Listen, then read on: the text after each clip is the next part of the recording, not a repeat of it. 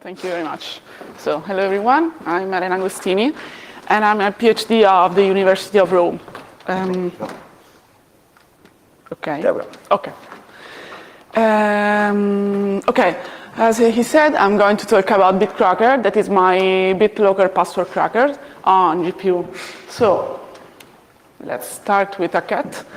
Then, what is BitLocker? Just to give you an overview about this tool. BitLocker, as you can see, is an encryption feature introduced in the latest version of Windows, I think since Windows Vista. And it is able to encrypt any type of memory unit, removable or not, like USB, pen drive, hard disk, and so on.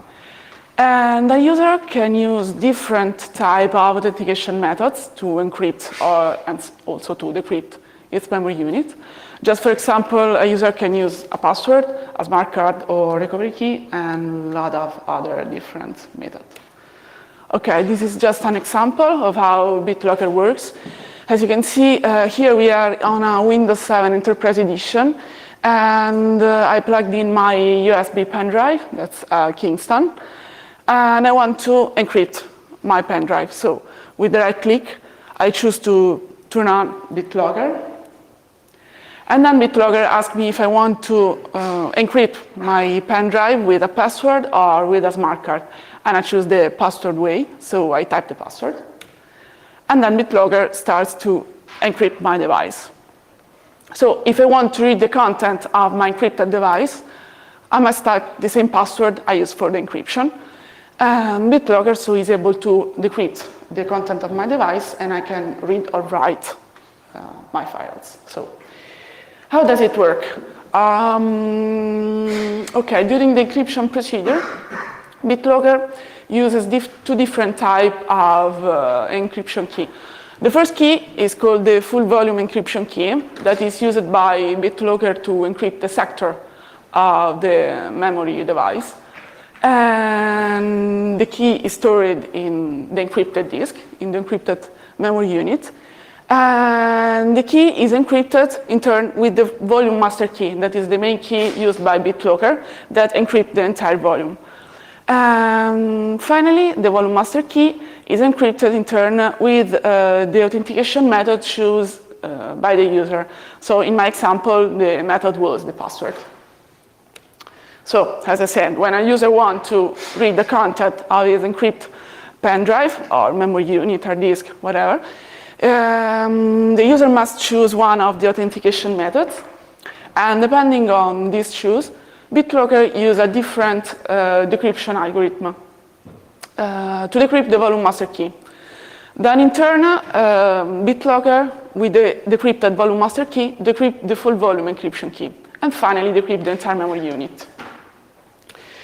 During this talk, I'm going to focus on the user password authentication method and on the decryption algorithm used by BitLocker to decrypt the volume master key, because as you can see, if you're able to decrypt the right volume master key, you're also able to decrypt the right memory unit. So this is the algorithm used by BitLocker to decrypt your memory device. So the user types the password, then BitLocker applies twice the SHA function, and then it starts the main loop of more than 1 million of iterations. During each iteration, the BitLocker has a particular structure that I'm going to show you in the next slides. And then after this main loop, it produces an intermediate key. With this key, BitLocker encrypts the IVU obtained from the nonce using IS. And with encrypted IVU, BitLocker decrypts the MAC and the volume master key. Finally, to be sure that the input password was the right password, BitLocker computes the MAC value, starting from the decrypted volume master key value, and then it makes a comparison between the two MAC values. If they are the same, so the input password was the right password. Okay, if we want to attack this algorithm, we need some improvement. The first one is about the final part of the algorithm, because we can do it better. We can avoid this comparison of the MAC, saving a lot of operation. How we can do that? We can avoid the comparison looking at the standard of BitLocker.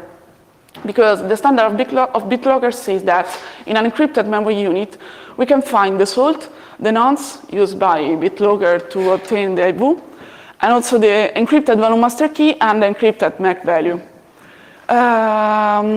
Moreover, BitLocker says that the structure of the decrypted volume master key is a structure of 44 bytes. And the first 12 bytes hold information about the key itself. So the first 2 bytes are the size of the volume master key that, as I said, is always 44 bytes. And then the byte 8 and 9 represents the type of encryption. And according to the standard, BitLocker has only 5 different types of encryption. Finally, the remaining 32 bytes are the key itself. So this is the structure of a decrypted volume master key. So having this information, we can improve the previous algorithm in this way. So when we obtain the decrypted volume master key, it's not necessary to make the comparison of the MAC value, because if the values of the bytes 0, 1, 8, and 9 of the decrypted volume master key are compliant with the BitLocker standard, then we are quite sure that the input password was the right password. This is an empirical result, but until now I made a lot of tests using different types of Windows, 7, 8, 8.1, and I never have any type of false positive, so I think that it's a good improvement. Okay, now I'm going to talk about BitCracker. That, as I said, is a password cracker for BitLocker. And so the aim of BitCracker is to find the right user password used to encrypt a memory device that we want to encrypt without knowing the password. Also, another aim of my research is to provide further details about the BitLocker standard, how the encryption and decryption procedure works, and so on. And so, to find the right password, BitCracker performs a dictionary attack using GPUs. That is, BitCracker is a mono GPU algorithm that I've written in CodaC, that it is able to perform the BitLocker decryption algorithm improved as we saw in the previous slide. And to perform this attack, BitCracker needs a really fast SHA-256 hash implementation, because it's the most used function during the entire algorithm. So this is the decryption algorithm of BitCracker. As BitCracker applies twice the SHA function to the input password. Then it creates a structure that is a particular structure of 128 bytes that we can divide into into block of 64 bytes. In the first part, we find the previous hash field and the first hash field, that are 2 hash fields that contains the value of the first hash contains the value of the first application of the SHA function to the input password, and the previous hash will be used during the main loop and will have the value of the previous hash of the previous iteration. Then the second part of the structure is another block of 64 bytes. We can find inside the salt a counter and the padding and the site message that are here to be compliant with the standard of the SHA standard. Then, having this structure, BitCracker starts the main loop of more than 1 million iterations, so it's a very big loop. And it applies the SHA function to the first part and then to the second part of the input structure. Having the hash of the current iteration, BitCracker updates the previous hash field in the first part, and then it increments the counter on the second part. So basically, the value of the counter is the number of the current iteration. As I explained before, BitCracker decrypts the volume master key, having this information, and then check the values of the volume master key. If they're compliant with the standard, the input password was the right password. Looking at this algorithm, we can say that the bottleneck of the algorithm is the main loop, because if for each password, BitCracker must perform more than 1 million of iteration, this means that for each password, BitCracker must perform more than 2 million of SHA function. So it's very important to perform each iteration as fast as possible and save as much arithmetical operation as possible. So for this reason, I've introduced a second improvement that is concerning the second part of the input structure.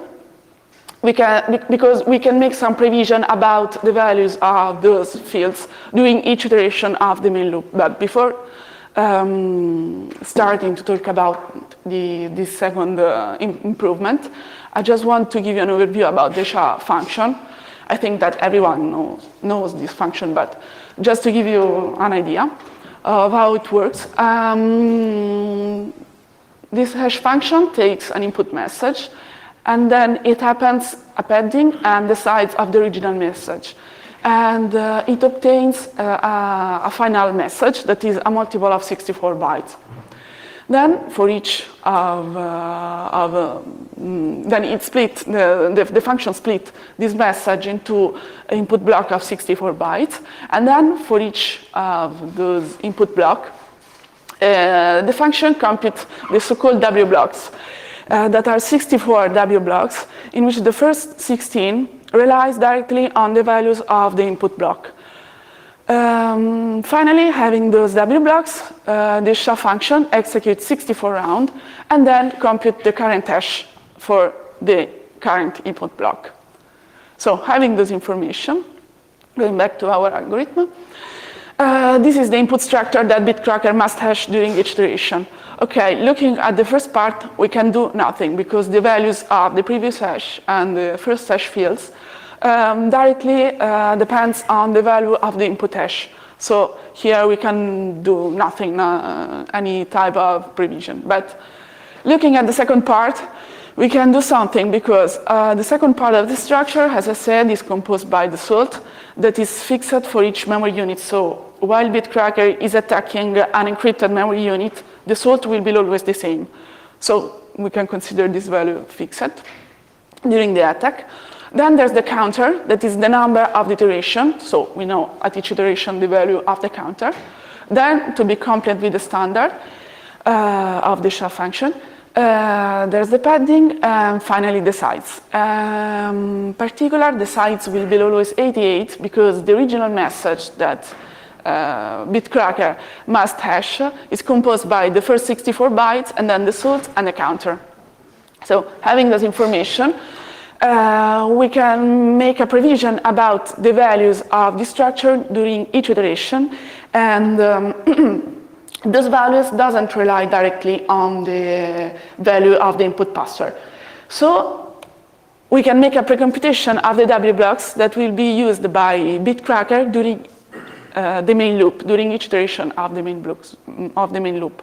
So BitCracker, to save arithmetical operation during the decryption procedure, before starting the decryption procedure, makes a precomputation of the W blocks and store them on global memory because we are talking of GPUs.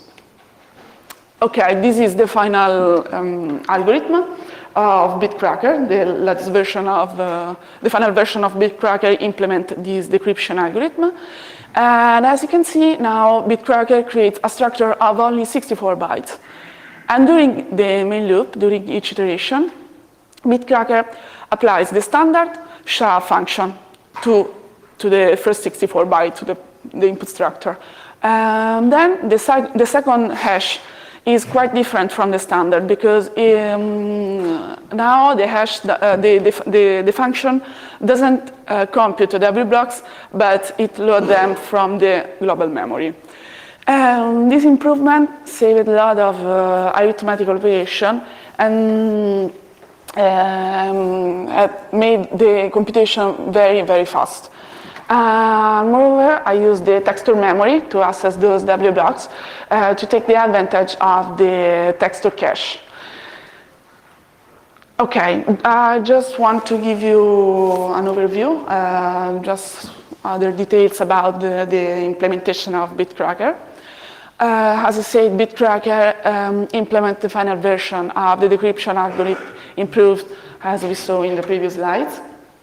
And as I said, BitCracker is a mono GPU algorithm written in CUDA-C. And okay, it's a mono GPU algorithm, but I've also implemented a distributed solution. So BitCracker can run on different hosts with different GPUs connected on a network. As I said, inside BitCracker, we can find a lot of CUDA optimization, a lot of optimization for the CUDA environment. Like I tried to avoid the usage of local memory. I made the precomputation of the W blocks, as I explained. And finally, I took particular care on the throughput on the instruction I used, because I tried to use only 3 different types of instruction that are the addition and bitwise and shift.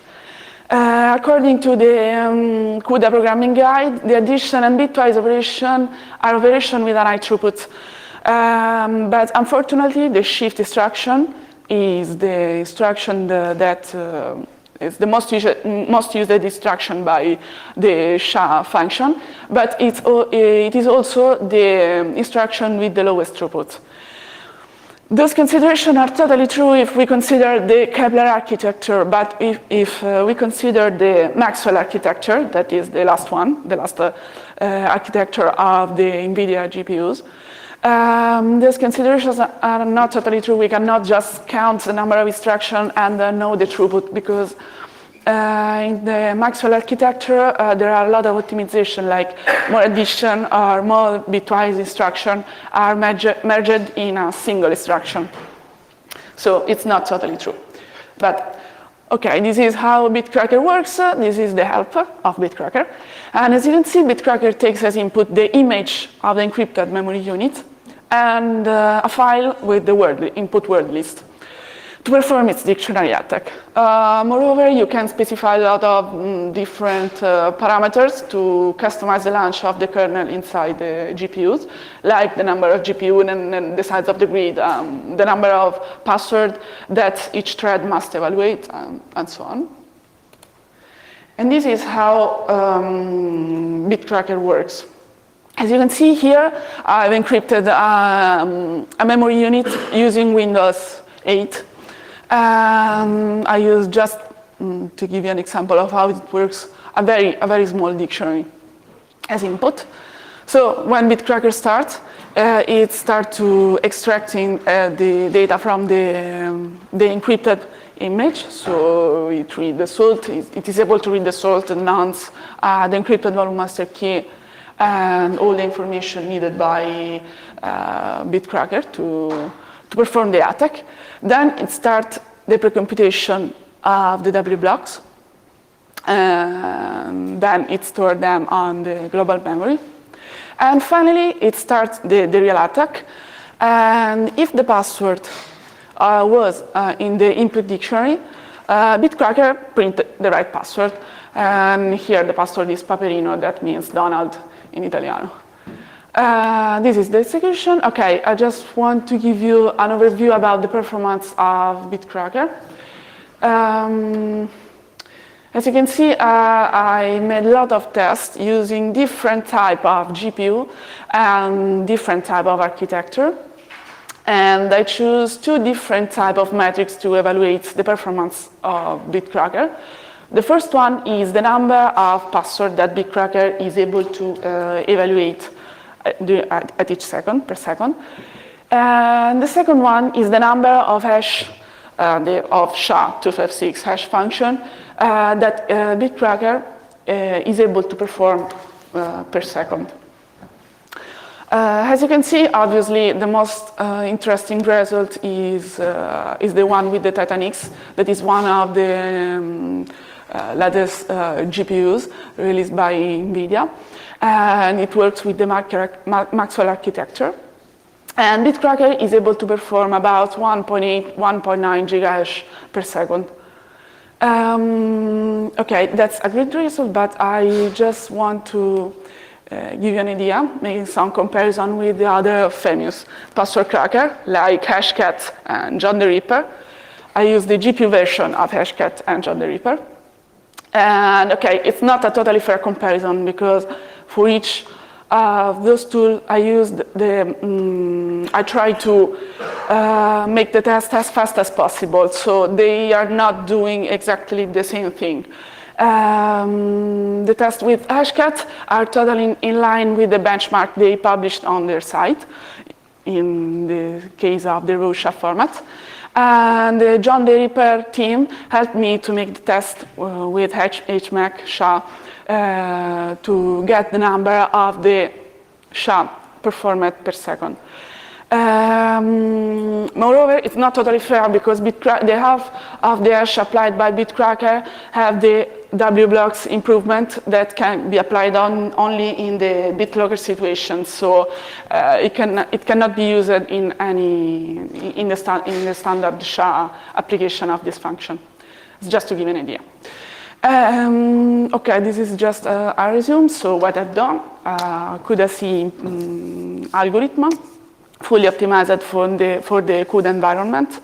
And as I said, I've implemented also the distributed solution of BitCracker. And I have no restriction, BitCracker has no restriction about the type or architecture of NVIDIA GPUs. That is, if you change the GPU, there are some differences in performance, but the final result doesn't change. So, but there are a lot of bad things, a lot of improvements that can be done on BitCracker. In fact, BitCracker is able to work only on a dictionary attack, and it's not able to perform a mask mod attack, so it is not able to generate a word list. It only reads the input word list without any smart reading. Moreover, you can use BitCracker only on NVIDIA GPUs because there is not an open source version. And as you saw, there is not a graphical interface for BitCracker. And it's a good thing. I'm writing a paper about my research. That's all. Thank you.